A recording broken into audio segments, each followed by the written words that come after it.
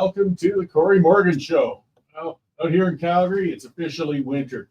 Cold outside, it's miserable. I was shoveling all weekend, so just giving you the heads up. I'll be whining about the weather for the next 5 months or so. A lifetime in Canada, and I've never learned to appreciate winter, aside from the lack of bugs. Good to see you guys tuning in there today. I see a bunch in the comment scroll already. Even Freedom Honey, makes the second best honey in Alberta. Jordan, Mr. Stanley. Use that comment scroll if you're watching live. Guys, I really appreciate that. That's the fun of a live show. Get those questions out there for my guests, comments, send things my way. Just be civil with each other. Good to see you there, Kenzie. And we can all have a good time going through this show. And as always, there's so many issues to cover, so much going on, especially for a crappy, cynical guy like me. As well, we're going to have a guest coming in, Myke Thomas. He's been on before. He's a columnist with the Western Standard. We're going to talk about putting my microphone on. And you're going to hear me a lot better after that, I'm sure. So I told you I got thrown off. I think I don't have my earpiece in for a change. I didn't stick my mic on. I hope you all heard me on the opening there. So let's get on with things. Good to see you, Julia. See, now it just throws my stride right off. I think I'm blushing. I don't know if that shows on the camera there. So let's get into my rant and get somebody else who should be blushing going on there. As I said, we're going to have Myke Thomas on in a little bit. We're going to talk some municipal things, one of the Standard's columnists. But first, let's talk about one of my favorite subjects, and that's Justin Trudeau. So Canada, it needs a serious leader, and it hasn't had one for a decade. So, when the world was mocking Justin Trudeau last weekend as he was dancing the night away with pubescent girls while Montreal burned, the issue wasn't that people don't feel he has the right to enjoy a night out with his daughter. It's just that it provided the perfect metaphor for his entire term in office. When other large, complicated, and important issues challenge Canada, Trudeau steps out and pulls some sort of infantile stunt. Remember the first Truth and Reconciliation Day when he went out surfing? But Trudeau apparently recently suffered a near political death experience last month when a small caucus revolt appeared to be beginning. So in a closed-door meeting, Trudeau turned it all on, including even turning on the tears, I guess, as he tried to convince his caucus he has a plan to pull the Liberal Party back from the brink of electoral obliteration within a year. With a month to work on it, Trudeau and Freeland released a grand plan to selectively give Canadians a 2-month break on GST payments while issuing checks in April for $250 to selected Canadians at a cost of somewhere around $4 billion. Liberal caucus members were surely crying themselves to sleep upon realizing just how bad the bill of goods Trudeau sold them was. Trudeau's plan reeks of shallow political opportunism as he tries to buy the love of Canadians with their own money. He's been doggedly claiming the GST break will help Canadians struggling with the purchases of necessities, but this break doesn't apply to necessities. Trudeau's GST holiday applies to beer, fast food, crossword puzzles, and Christmas trees. Won't exactly help you struggling to pay the rent.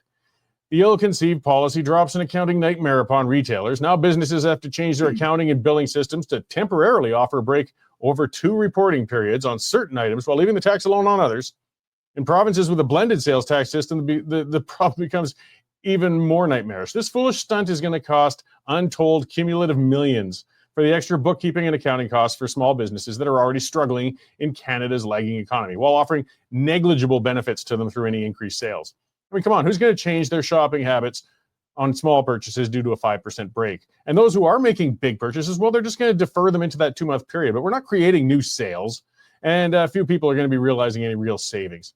The Trudeau payout in April is even more crass and simplistic than the GST holiday. The government's going to sink us, more than $4 billion into debt to pay certain Canadians $250. Senior citizens, though, many of them, disabled people, students, other Canadians relying on social services, guess what? They're not going to get the payment. In other words, the dingbat omitted the very people who would need such a payment while giving a check to others who are making as much as $150,000 a year. These payments shouldn't be going out at all. But if you must, you should be targeting the people who need them most desperately. Trudeau did the opposite because he's a twit. Trudeau's disconnect with common Canadians was well displayed, though, with his little Taylor Swift performance. Tickets for that concert ranged in the thousands, and most Canadians couldn't even dream of being able to send their daughter to it. Trudeau had the means to attend, and hey, good for him. That's fine. He should have been cognizant of how it looks, though, and avoided his conspicuous consumption just after he was saying he was going to save Christmas by giving us a 5% break on board games. The reason Trudeau couldn't stay in the background during the concert, though, is the same reason he had to steal the spotlight with an impromptu karaoke performance during Queen Elizabeth's funeral, because it's all about him. Trudeau's an insecure man-child and needs constant affirmation through public attention. He must always be the center of attention. Thus, he was wandering the crowds of the Taylor Swift concert and exchanging friendship bracelets. when he could have just been taking in the show from a private box without garnering notice. The issues are catching up to Canada, thanks to a decade of Trudeau's vacuous and directionless leadership. Our GDP per capita has plummeted when compared to the United States. Permissive policies with addicts, foreign interference, criminals, mass immigration. They've led us to having crime-ridden, degraded urban centers and the open targeting of Canada's Jewish communities by unchecked pro-Hamas hate mobs. It's been making headlines around the world. We're becoming an international laughingstock. And Canada's getting roasted for not pulling its weight with NATO due to the Canadian military being underfunded and overwhelmed with DEI policies under Trudeau's government. In short, Trudeau has deferred every tough task in front of him since becoming prime minister, and now the nation is a mess. In the meantime, Donald Trump smells blood, and he's signaling a tough stance, including tariffs as high as 25% if Canada doesn't get its act together. And I can't think of anybody worse than Justin Trudeau to deal with our largest trading partner. Not only is Trudeau too dim to deal with the intricacies of trade, economy, and diplomacy, but he's poisoned the waters through antagonizing Trump for years. Who could forget Trudeau embarrassing Canada as he was caught on a hot mic, tittering like a schoolgirl and gossiping about Trump at a NATO summit in 2019? You know, Trump hasn't forgotten it. Canada's swirling the drain in many ways, and it's going to take a lot of work to pull the country out of this death spiral. Nothing's going to be accomplished, though, until Canada's biggest problem is removed, and that problem is Justin Trudeau. With every week that incompetent man remains at the helm, Canada is going to sink deeper, as does its world reputation. The best time to get rid of Trudeau was yesterday. The next best time is now. We've got to get that man out of there, guys, because you know what? Things can always get worse. All right, well, that's what's kicking the week off for me anyways. Had to get that out of my system. I was screaming it in the car on the way over. Let's check in with our news editor, Dave Naylor. I'm sure you got a bunch of good news to turn the tide on things there. You forgot your mic. I forgot my mic. Can't believe that. That sounds not important in a show like this, is it? No, I mean, just seeing Nico crawling along the floor. I was wondering what he was doing. Thought I dropped something or something, but I'm not going to look down. You ever done that before? I don't think I've forgotten the mic. That's possible. I think I forgot to plug it in one time. Well, there you go. Early contender for next year's Starfish. Well, there we go. You started or done your Christmas shopping yet? I don't, not really, no. No. Yeah, I'm usually a December 23rd kind of guy. And yeah. Fortunately, my kids are all adults now, so it's okay. How much money do you want? Yeah, that's right. A little cash could always be well.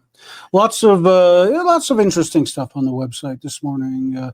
Cory, we're leading off at the moment with as our good buddy Ezra Levant back in court again over that Liberanos book that he wrote all those years ago, and the lawn signs that got him into trouble. The Liberals aren't letting it go, so he's back in court. Got a really interesting story on a 64-year-old guy from Mississauga. He was traveling to South Africa, and they had a layover in Dubai, and he was carrying medically prescribed cannabis for his arthritis, from Canada. And of course, that's illegal when he lands in Dubai. They threw him in jail and gave him a life sentence, all for trying to carry medication for his body. So obviously, his family's in a bit of a state of shock. We have two instances of criminals who should be remaining locked up, getting freed.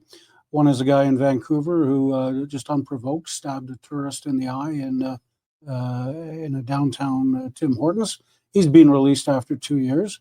And in Calgary, we've got a guy who was doing some break and enters with sexual intentions, and he's served 6.5 years, and he's now out on the streets. So maybe they'll get together and have a beer or something. That monster's story is an interesting one, because it turns out once they arrested him recently and had him in jail, they put him in the DNA registry and found out he was guilty of a rape back in 2014 too. So this guy's a serial rapist, and he's now going out to pick his next victim, I guess. He is.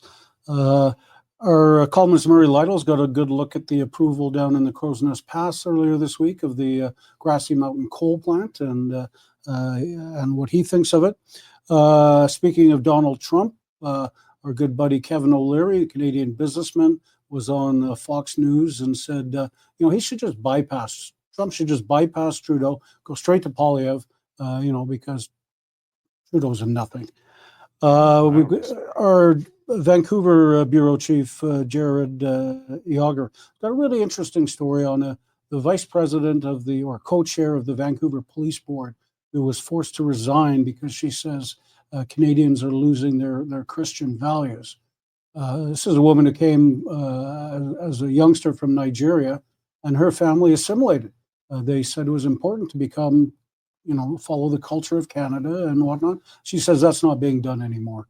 And, Canada is going down the drain because of it. So very good story there. Question period's about to start with both Justin and Pierre in, so that should be good fun. Our Jen Hodgson is going to be watching that. And Jared's working on a great story on a lost hiker. He's been missing for 5 weeks, and he was finally rescued yesterday. And we've got his tale of survival coming up shortly. Oh, cool. I mean, usually after that long, you're kind of thinking it's a body recovery. So it's nice to have a happy ending once in a while. Yeah. So what he did to stay alive is quite incredible. Right on. Well, lots on the go and in the cooker. I'll let you go back into the newsroom to listen to Justin speak and question period. Oh, that's great. I couldn't time this show better. If you hear me laughing, you'll know what it's all about. If you heard me crying, you know I'm in the room. I can't take that man's voice. No. But I'd rather listen to him than Freeland. Well, it's close. What's that beat, huh? All right. Well, I'll let you back at it. Thanks for the updates, Dave. You bet, Cory. I'll see you after the show. All right. This time I'd like to remind you, yes, we got all those reporters. We got these columnists. We got this show going on. We've got an attentive producer who lets me know when I've forgotten to put my bloody mic on. And the reason we have all that is because you guys have been subscribing. So this is when I got to talk about paying the bills, guys. $9.99 a month, $100 for a year gets you past that pesky paywall, full access to all our stuff, and more importantly, supports independent media. Again, we report on the things the legacy media won't because they're scared of stirring up the government and losing their subsidies. We don't take subsidies. We won't, but we rely on subscriptions. So get on there, westernstandard.news/subscription. Again, Christmas is approaching. Get a subscription as a gift for somebody else, whether they appreciate it or not. Like I said, if you want to drive a liberal nuts, give them a Western Standard subscription. Want to make a conservative happy and still drive them nuts because they're reading my columns, give them a Western Standard subscription. It's just a gift for everybody. All right. Yes, lots going on. Let's see what's going on in the comments here, guys. Lots of people with much of the same thoughts as me. Again, with Pierre can't come enough and it's can't come soon enough and things like that. It's interesting to hear a commentator saying, yeah, we should bypass the prime minister and just have Trump deal directly with Poilievre. I mean, that's not realistic, but I can understand the sentiment. I mean, it's just absurd. But that other story that came up, some of the weirdness, there's so much to hit on. And when Dave was talking about the lack of assimilation with people coming from Islamic nations, troublesome nations, and they're not being counseled or taught to embrace the values of the new place they've moved to. They're still hanging on to the old ones. People can't forget just how backwards Islamist states are. And that's what that gentleman going through Dubai learned the hard way. Now, when you travel, it's your responsibility, fair enough, to know what you're supposed to bring across the border, what you're not. You should know that before you go, even if it's a stopover in a country, be careful because you're going to pay the price. But the fact that Dubai would give this man a life sentence because he had some pot with him. Now, I can understand him getting in trouble, but a life sentence. But that's because, don't forget, Dubai's got the shiny buildings, it's got the money, it's got the things like that, but it's still an Islamist nation. People don't have human rights in places like that. And women sure don't. LGBTQ people sure don't. But we embrace that crap. We don't condemn that crap nearly enough. We don't point out that we've got a lot of nations and a lot of adherents on Stone Age values. And they're on our streets. They're waving their flags. They're chanting death to Canada. They're chanting death to Israel. It's time we stop putting up with it, guys. If you want to hold on to those rotten, wretched, backwoods beliefs, go the hell back where you came from. In fact, if you're Canadian-born and you want to hold on to those rotten, backwoods beliefs, go the hell over to one of those countries that enjoys them. Because we're getting sick of it around here. We actually consider women equals. And yes, we let gay people be happy with each other. I know, crazy on our part. But it's time to call it out. Quit embracing it, quit getting around it. And we're taking the chicken crap approach to it. Just one last thing. Whether you like Ezra, you hate Ezra, they're great fundraising things when Ezra can get himself arrested, and he managed. But you watch that video. He wasn't out there stirring the pot. He wasn't getting in their faces. He wasn't being a pain. He knew there was going to be problems. But what was the problem? It was a Jewish man approaching a bunch of Islamic extremists, and the police thought it's easier to get rid of the Jewish guy than have to deal with the actual rot that is across the street. They were celebrating Sinwar. They were celebrating a terrorist, a rapist, a monster, a piece of crap. We got to get our priorities straight in Canada, guys. And embracing old Islamic garbage isn't the way to do it. All right, let's bring things closer to home. We got a more positive-minded guest in studio again. You see, that's why I got thrown off my thing. 2 people in studio at a time. I didn't have my earpiece. But thank you for coming in and joining me today. It's Myke Thomas. Cory, I'm just so pleased to be here. Oh, good. And I appreciate you on short notice. I mean, we kind of had a change in lineup. I was going to ask you to come in actually in a couple of weeks. What do you think? I got nothing else to do but hang around and wait for you to call me? Well, I know you could have told me to go to get stuff. Well, I could have, but no, I can't do that. No, that's fine. That was good. I appreciate it because I've wanted to talk to you because we're expanding. You've taken on the role of covering Calgary's City Hall, which there's a lot to cover there. And unfortunately, those things don't get covered like they used to. Yeah, I started on the 18th, I guess, budget week, which was baptism by fire, I'll tell you. Or smoke. More like smoke. So yeah, the whole idea is to I think make council more what's the word I'm looking for? Accountable, responsible, right. Accountable. They've been kind of flying like a bat out of hell this year with all the stupid mistakes they've made. The blanket zoning, the single-use bylaw, all of the stuff that they've done that are just silly, and Calgarians are annoyed with them. So, well, and part of our issue, I guess, media's changing. I mean, we just don't have, I was talking to Dave a bit about that earlier. I mean, the days were that every publication had a couple of people assigned to sit in City Hall, every basement suite zoning approval, at least somebody was watching. We just don't have the eyes on City Hall that we used to. So, I mean, it's great to have you there to suffer through it. Yeah, suffer's a good word. But no, you know what? There's some great people down there. I haven't met them all yet. I think there's 3,000 people in the municipal building. So I'm meeting them one at a time. But, no, there's some good people down there. Some people that you just shake your head and go, really? And without naming names, you probably know who they are. But the whole idea is to get in there, find out what's going on behind the scenes. It's all very fine and good for the local legacy media to do. This is what council did and said and stuff like that. And what we want to do, I think, is get behind the headlines or get ahead of the headlines, whatever is going on. So I'm making some contacts down there. It's a time-consuming thing, but it's going to be worth it. Yeah, well, in municipal politics in general, I mean, I think it's always been a terribly neglected area by Canadians. We focus on the federal issues and the provincial ones, but those municipal politicians are touching your wallet and your life a lot more directly than the others, and a lot of people can't even name their representatives. Well, that's very true. And for all of the crap that council pulled off this past year, I think it's a benefit. I really do, because all of a sudden people started paying attention, particularly the blanket zoning thing, where council just basically said, democracy be damned. We're going after the liberal money and we're going to go ahead with this thing. And so, but that got people's attention. It's like, what's going on down there? And a lot more people are paying attention to what's going on in council now than if that had not have happened, which hopefully will result in a better and more qualified turnout for the election coming up this year, because it's going to be a very fiery year on council in terms of heeding the voter or trying to please the voter up until election day next October. Yeah, I mean, this is an election year for all of Alberta municipally, and that's when they suddenly, that's always been the Calgary pattern. I was surprised they didn't manage to hold the tax increase to zero, because that's usually their favorite thing. Well, they'll hold it to zero and then double it the year after they get back in and hope everybody forgets. Well, what they did, and Mayor Gondek was proud of herself about this, she said that council held the line. And how an increase is holding the line is debatable, except 2 years ago, she said, in 2 years from now, which is now, we won't raise the taxes any more than 3.5%. So they raised them across the board 3.6. So that's holding the line, but it's not.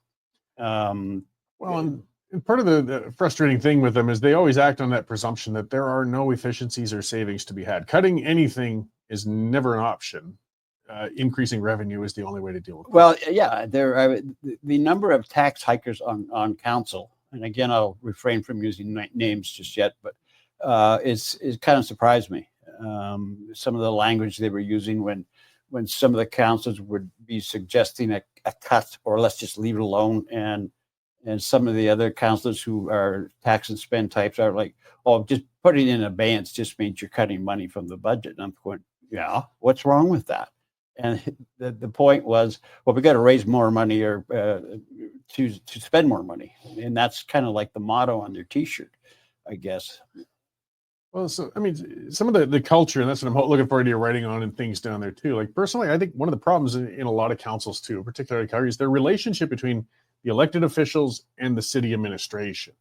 And they often, in my view, get it quite backwards. I mean, you get city council micromanaging on some of the dumbest of little issues when they should be offering broad oversight of city administration, but they're reticent about holding, they almost consider them sacred. When a city manager comes in, you don't question them harshly. You just take what they say at well, exactly. And councillors, Shania Sharp tried that in council last week. I wrote about it, where she wanted administration to be more accountable for the money they spend.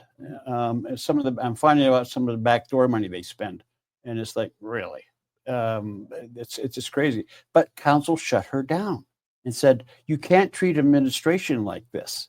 I think, well, no, they're employees, and if they're wasting money, they should be brought to account for it. You can respectfully ask, what the heck are you doing with the money? But the attitude, and that's kind of a hangover from Nenshi, because he was quite bad for that as well. I mean, he would chide councillors quite harshly if they dared to question city administration. Yes, and there's still that going on. There's still some Nenshi-ism, if you will, around that circle or half circle, where one councillor is attacking another councillor for having suggested something that makes sense. And it's just like, look, you guys are supposed to be getting along here, but I guess not. I'm wrong about that. I mean, it's a different relationship, though. I mean, I almost wonder if city councils, though it's such a small number of people, but if they could have a question period to get it out of their system. I mean, you never get answers in those question periods, but at least you can fire things at each other, because they have to use different statements kind of to have more of an uncontrolled debate, and that's where it can get a little harsh when they should be working together. Yes. And there are also, I mean, obviously council's got every type of personality on it that you could dream of. And there are some people who just like to get up and pontificate and talk and tell other members of council that you should be living this way, not that way. And it's like, okay, make your point and get out of here. We were going from 9 a.m. till 9 o'clock at night, going over numbers, and I'm not really a big numbers guy, Cory. Yeah. It's just like, what? But then it's like, well, if you quit with the BS all the time, we can cut this back. You get out of here by 7. But it's nutty. Well, that's why I appreciate you miring through it, because I mean, I know one of the things too, though, with governments in general, or if you want to really drop something nasty on the public and not have them notice it, you make sure it's a packed day with a bunch of dry stuff and everybody's falling asleep, and then you kind of slide something in the middle and hope that it misses notice. Yeah, if you ever hear that there's a council meeting on a Friday afternoon, it's not good news. No, especially before a long weekend. Yeah, exactly. They just bury that. So, I mean, being an election year, we're going to see the posturing. I mean, it was kind of interesting seeing Mayor Gondek, though. She did speak a bunch of tough terms. This was a little while back, but when it came to it, I mean, the administration is really dragging their butts and trying to explain what happened with the water main burst. They're not returning any solid answers. They seem to be dragging their butts, and she took them to task for it. But I mean, was that performative, or I think a lot of it was performative. I don't think I have no idea what their administrative schedule is for maintenance. I have no idea. Yeah, and you probably couldn't find it in the thousands of pages of manuals they got.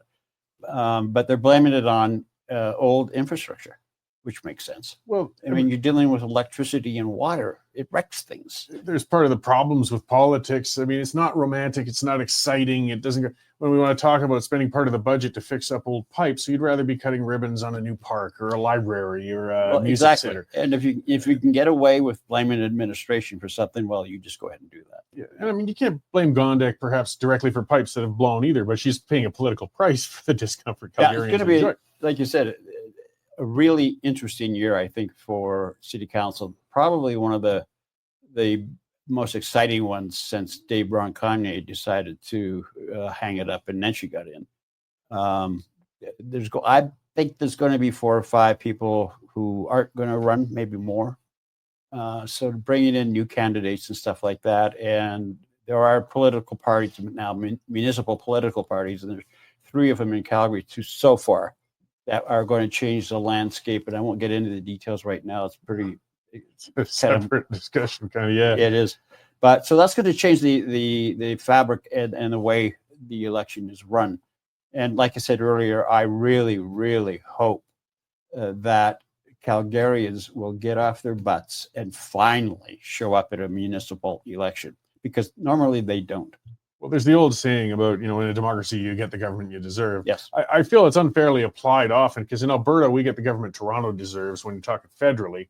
But when it comes municipally, that's your own backyard. Get off your butt, pay attention and vote. And we're terrible for it. Not just Calgary. Municipal's bad. Yeah, exactly. But it's like you said earlier, we pay attention to the feds because they make a lot of noise, and then the provincial because they make a little bit more noise. But here's quiet. And so people just go about their day and don't pay a whole lot of attention. I think, like I said earlier, I think that has changed with what has happened so far this year. Yeah, we've got an interesting year coming, because there's a lot of, even though we got an incumbent mayor who hasn't said whether she's going to run yet again or not, we've never seen one that weak before, especially in a first term. I mean, with Al Dewar, we're dating ourselves and going back, but it was acclamations for these guys. I mean, they would just put their name on the ballot and they would win. Dale Hodges, nobody moves, nobody gets hurt. He would just slide through year after year. Yep. But this time they're going to have to fight a little if they want to keep those spots. So. Well, yeah, and I hope so. I really hope so. Like I said, I think 5 or 6 people are going to not run. I'm pretty convinced Gondek will run. The way she was talking at the chamber lunch on Monday, and she wasn't talking about what we as a council had done. She said, all these things that I'm doing. I went, well, there you go. That's running for office. Starting to kick things off. Well, what do you think? I mean, it's we're still looking at 10 months, but basically the campaign period is going to start after Christmas. What are the issues these guys are going to be hanging up on in the coming months? I think infrastructure. There's the infrastructure in the city is in pretty bad shape. It is, and nobody's at fault. Calgary has grown so fast. Fastest growing city in the country. And ever since COVID, we've had, I don't know how many, 120,000 people or something like that move into the area. And that puts a lot of pressure on the pipes and the water and everything like that. So, and it's old, been on the ground a long time. So infrastructure is going to be a big deal, particularly with what happened in Montgomery. Where is more of that going to be found? And taxes, I think, is another thing. The other thing that is going to probably come to a conclusion early in the new year is the Green Line. Once the province and the city get that sorted out, I think that the province is going to win that one. But the Green Line will be, I think, a small piece of the election. And then it comes down to each individual councillor fighting for the rights in their own ward and stuff like that. Well, kind of to finish off, and again, this kind of applies to every municipality, but I think a lot of our problems are coming because, as you mentioned with the Green Line, well, we got federal, we got provincial, and we got municipal, all in the same sand pit, all trying to make their mark on a big infrastructure project. And as is expected, it's turning into a gong show. Yeah. But we've got a lot of issues on every level of government staying in their jurisdiction. We got Trudeau dangling money for housing if there's a rezoning, blanket rezoning given. We got the province fighting and really kind of pressuring municipalities. I'd rather see voters fix the municipality than see Premier Smith step in and do it. Yep. But they're pushing pretty hard on municipalities. Are we going to see more jurisdictional battles? Like, are we going to see Gondek fighting with Premier Smith more? Or I don't know about that. I think you might see more interference by the Trudeau government, I think, depending on what is happening at the upper level of that party. Their whole housing thing about tossing money to municipalities to increase housing is just a total failure. It doesn't work. I mean, would you, if you want to get houses built, do you give money to a government or do you give money to the builders? Give it to the builders.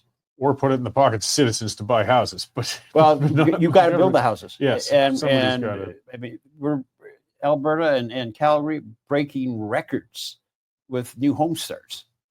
So the stock is increasing slowly because it takes 2 years to finish a house. It takes 7 years to finish a high rise. So it takes time for that. But the starts are there. They're happening. But it's the builders who should be given money. And I know this goes against our whole public-private thing, but yeah, here's the money. Go hire people. What do you, if you must, then stay go there. accountable. Yeah. You absolutely stay accountable, but go do what you need to do instead of the Liberal government giving $228 million to the Calgary government. Yeah. And Or where just gonna spend where it did on that magic go? beans or whatever the heck. Magic beans. Yes. All right. Well, I appreciate it. I really was happy to hear. I've always been a municipal watcher. Anyway, I'm just a political dork. But, there's been a dearth of coverage. I mean, it's just the way media is going now and everything. We just don't see enough of it. So I'm just thrilled the standards expanded and you've taken it upon yourself. I mean, with so much, experience in that area already, to keep an eye on it and for the sake of our readers and listeners, because, as I said, they slip a whole lot through the unseen and they've been taking advantage, I think, of the lack of coverage. Yep, that's a good point. And we're going to try and clean that up. Well, right on. Well, good to see you back in studio again, Myke, and appreciate you coming in to talk to us. And, Okay, Cory, just next time, surviving. give me like a day's notice so I can won't do my hair. I won't make any promises. I'll try and avoid. Okay, thanks. All right, thanks, Myke.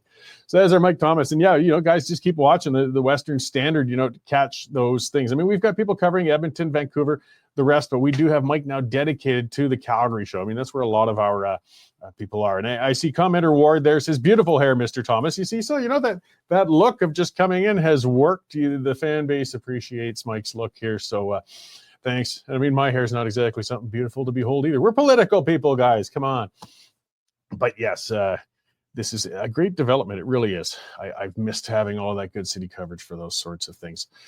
So, let's look at some of the other stuff going on out there. Speaking of issues, this is one of the ones that gets multi-jurisdictional. We're talking about justice. Municipal governments get stuck with the policing, but the federal government is dealing with the criminal code, and the provincial governments are kind of in the middle with courts and things like that going on. But we've got a real issue with releasing some of the most dangerous people among us. We just can't seem to keep them behind bars. This is one of the most common sense things, one of the roles of government. Me as a classical liberal, a libertarian, I want as little government as possible. But one of the roles of government is to keep us safe. And some of that in the justice system is targeting, arresting, and preventing future reoffenses from the most dangerous people when we can identify them. And we've got some pretty obvious cases. So this is a case, Jared's been writing about this in BC. We probably remembered because the sheer randomness of it was so horrifying, and it was on video. This man who went into a Tim Hortons in Vancouver and just stabbed a tourist. I mean, just out of the blue, it almost killed him, very grievously harmed him. This was in 2022. Well, he already got released. And then, it's not somebody gets stabbed in a robbery. Like, there's no justifying, but at least when you can see a motivation, it's not quite as scary. It's maybe avoidable. But when it's somebody that dangerous, that crazy, that will just pick somebody and just shove a knife into them, that's pretty terrifying to think of somebody on the street. And they let him out. And he breached his conditions, so they brought him back in. And guess what? They've let him out again. This is only a few years ago. He almost killed somebody. This man should not be on the streets. And he probably will hurt somebody again. I mean, we talk about mental health issues. I talk about them a lot. Paradoxically, they're saying, build more prisons to help with the job crisis and the housing and crime all at once. I kind of agree to a degree, but one of the areas that we really got to build is mental health facilities. I've been on that a number of times. A lot of the people ending up in our prisons would probably be better served in a mental health facility. I got to admit, I'm not big on the punitive end of justice. Because for two reasons. I just don't like it. It tends not to work very much, unfortunately. When somebody's crazy or criminal, they don't care. They're not afraid of the consequences. But I do believe in the preventative, which means restraining them, keeping them locked up. Doesn't mean in luxury, but it doesn't mean torture either. I'm not talking about cold cells with bread and water. And with mental health, even if this gentleman who stabbed the guy, he's got a mental health issue. Something's wrong with this guy. So no, I don't think he should be hung up and flogged, but I don't think he should be out on the streets to hurt somebody else. And in a lot of other cases, you see the ones wandering on the streets. Again, they're pushing shopping carts and talking at the clouds and yelling at the birds. They aren't necessarily always addicts. So there's a lot of those. Addiction and mental health are very tightly tied together. But neither of them should be on the streets. And yes, prisons as well, though, paradoxically is correct. For the ones like this guy, whether it's a mental health facility or a prison, he shouldn't be out to be able to stab somebody again.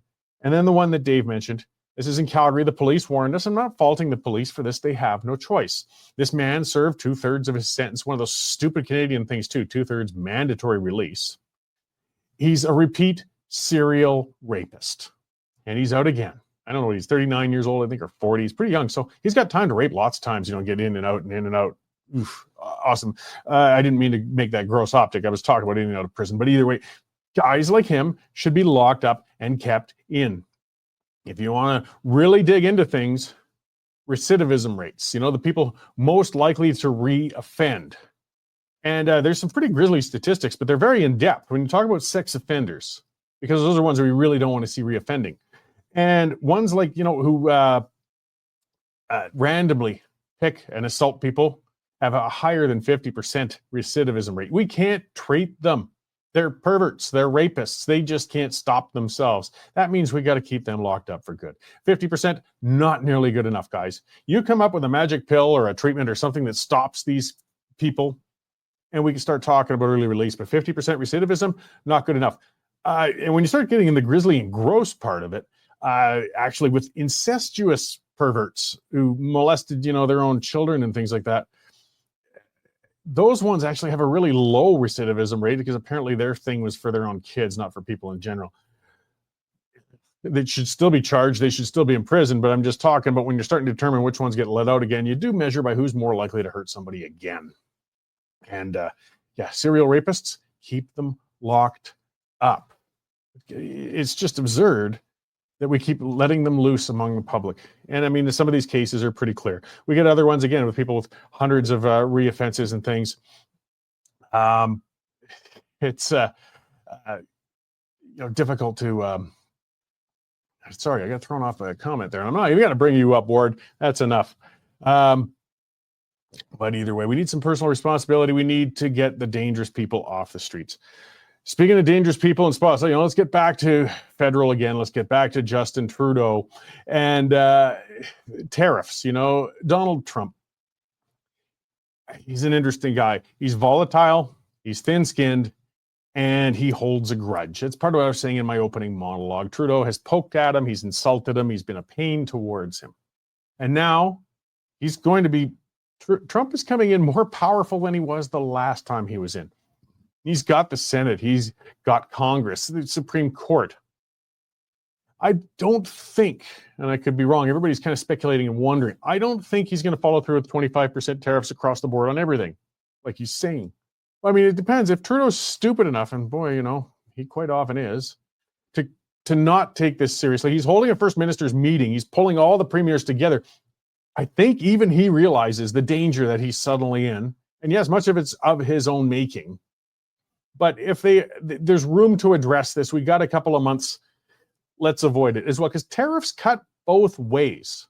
They will hurt the Americans. If Trump brings in these tariffs, even if he is a hardcore protectionist, and he certainly is, when we talk about with Alberta oil and gas, for example, you put a 25% tariff on Alberta oil and gas. Well, fine.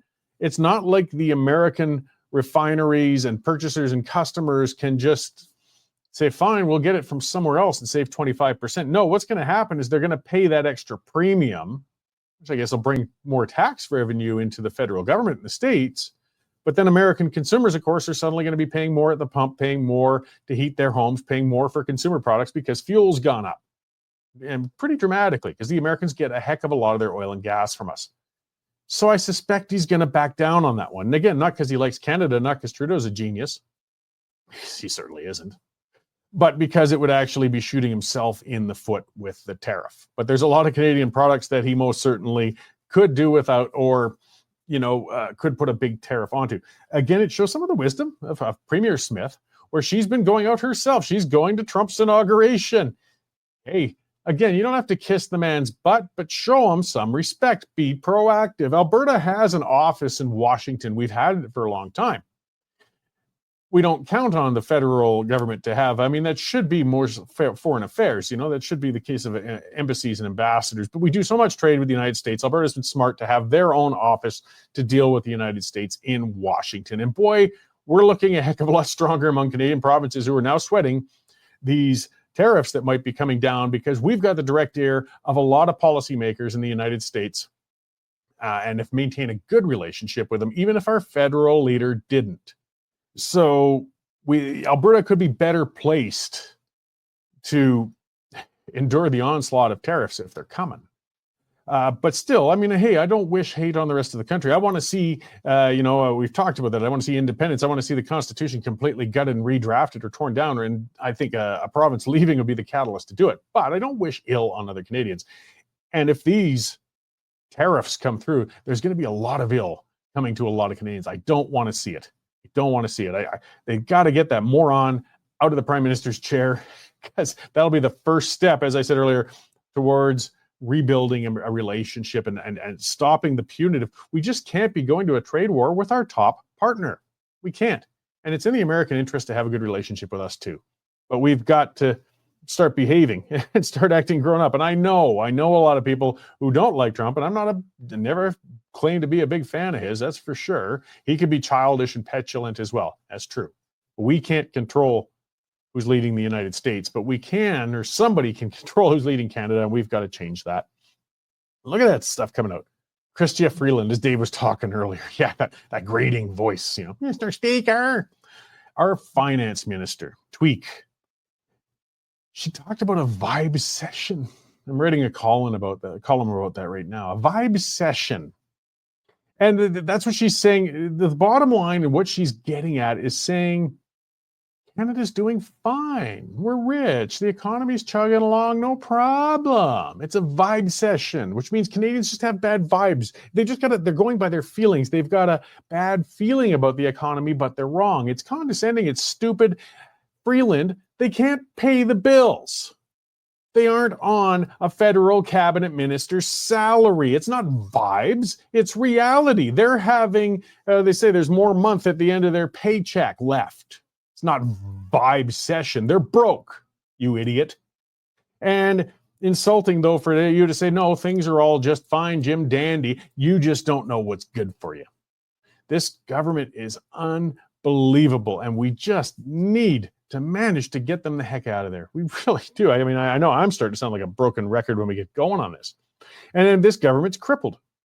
It's been hung up. It's been filibustered for months.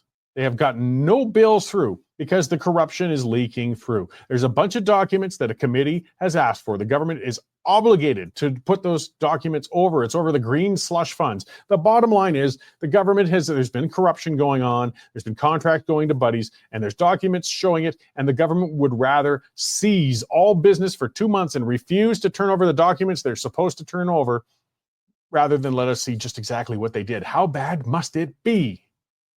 So we're tied up. And meanwhile, other stuff's going on. The ethics committee. Oh, yeah, here we go. More summons. And where are they for? Randy Boisano. Remember him? Pocahontas?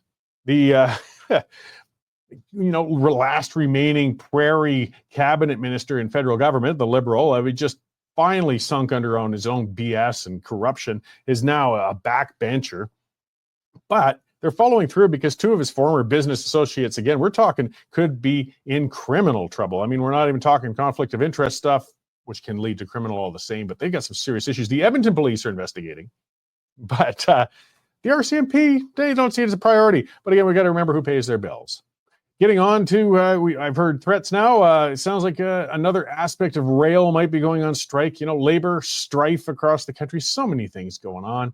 And for those who might have forgotten, Canada Post, they're on strike too. Remember? Hey, yeah, they're still there. Tim Henry's here for the daddy issues. You guys are just out to kill me today. All right. Either way, Canada Post is on strike, guys. Again, talking about the stupid, talking about Canada, talking about not facing common sense. We need to get in there and deal with that. The Canada Post needs to remain, but I tell you what, it can be an organization probably a quarter of the size of what it is right now. These strikers, they have to be told to get stuffed. I mean, they need reform. There's no need for house-to-house delivery anymore. There's no need for them to have that monopoly on letter mail. It's time to end. Instead, they're trying to hold us hostage to give them raises. Who's getting raises? Well, maybe in the vibe session, we didn't understand it. What a bizarre world we're going into this year. But we're approaching Christmas. Maybe something will come along. Paradoxy saying, I may not be accurate. I saw a calculation of $322 cost for each $250 check for the checks going out. Yeah, that could be a speculation, just to kind of close things off. Yeah, that's the other thing. They're going to hand out, $250 to every of your own money back at you for some people, not others. And they think it's going to buy your love. But remember, this is the government doing it. They can't even get their payroll right. The Phoenix system's a disaster. So who knows what the number will be. But yeah, it's not just going to be $250 a head for these checks coming out, probably closer to $300 or more, because they can't do something as simple as issue these things. And you can bet they'll give them to some people who aren't supposed to get them, and then they'll try collecting from them. And they'll forget to give them to some of the people who were supposed to get them.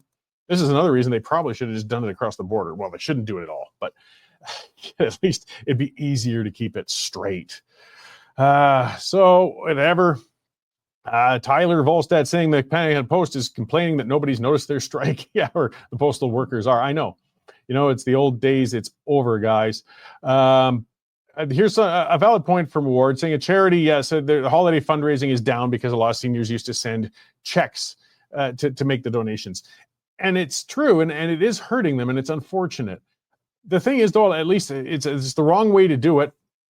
But a lot of those seniors are forcing themselves to learn how to do electronic means of transfers. Not all of them will. Some people will die of old age before losing checks. But this is the final push. That's it. We're going electronic.